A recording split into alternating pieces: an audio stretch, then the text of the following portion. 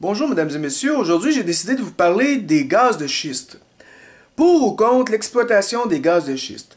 Personnellement, j'ai lu beaucoup de choses sur le sujet, j'ai écouté les commentaires à la télé, etc., etc., et j'ai mon opinion sur les gaz de schiste. Moi, je suis en faveur de l'exploitation des gaz de schiste. Pourquoi? Tout simplement parce qu'il s'agit d'une richesse inestimable sur laquelle nous sommes assis. Et refuser d'exploiter les gaz de schiste, c'est quelque part irresponsable. Oui, il y a des risques, mais il y a des risques à tout ce qu'on entreprend dans la vie. Et il faut regarder qui exploite les gaz de schiste. C'est des travaux de forage. Les travaux de forage, c'est pas monsieur, madame, tout le monde qui peut faire ça. C'est une spécialité. C'est des travailleurs du domaine. C'est des spécialistes, des professionnels dans leur domaine. Et oui, il y a des risques, mais ils contrôlent les risques.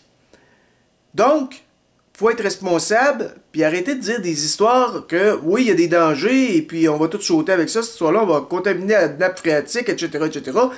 Bon, à un moment donné aussi, il faut regarder qui dit ça. Qui dit c'est dangereux, c'est ci, c'est ça, et devient alarmiste. C'est monsieur, madame, tout le monde qui va à des réunions de groupe, puis qui se fait monter les idées par d'autres. Et il y a des leaders dans n'importe quoi, des leaders à monter les groupes, et ces gens-là sont des spécialistes du contre.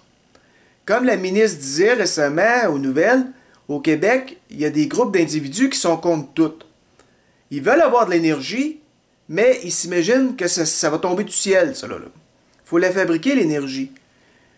Si on prend l'énergie électrique, on chauffe avec ça, etc., etc. Ils sont pour les voitures électriques, mais pour avoir de l'électricité, il faut la fabriquer. Il faut des barrages. Ah, les barrages, ça massacre les rivières, donc ils sont contre l'électricité.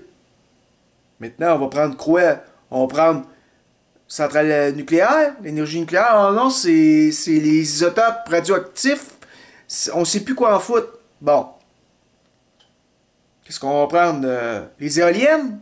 Non, non, pas les éoliennes. Ça amène du bruit, cette affaire-là. T'as-tu entendu ça? On s'entend même pas parler en dessous. Puis en plus, c'est la pollution visuelle. Bon. L'énergie. On chauffe au bois. Ah, ben ça, ils vont être pour. Savez-vous pourquoi? Ça fait village d'Émilie, hein? Ça fait terre humaine, etc. Sauf que ces gens-là, ce qu'ils n'ont pas calculé, c'est qu'à l'époque où ce que Terre humaine existait et le village d'Émilie, on était quoi, 50 000 au Québec? 100 000? 1 million, même pas? Aujourd'hui, on est 8 millions. 8 millions de personnes, plus les industries, tous les magasins, etc., etc., qui se mettent à chauffer au bois, on suffoque en dedans d'une semaine. En plus, qu'il n'y a plus de maudits arbres qui tiennent bout, on les a tous utilisés. Donc, à un moment donné, il faut être conséquent. Hein? L'énergie, il faut apprendre à quelque part. Et le gaz de schiste est une richesse. Si c'est fait comme faux, ben il n'y en a pas de danger. Et puis, j'ai confiance que c'est fait comme faux parce qu'il s'agit de professionnels du domaine. C'est pas monsieur, madame, tout le monde, comme je dis, qui font ça, l'exploitation. Donc, à un moment donné, il faut arrêter d'être alarmiste, il faut aller de l'avant. Parce que la solution dans la vie, c'est l'action.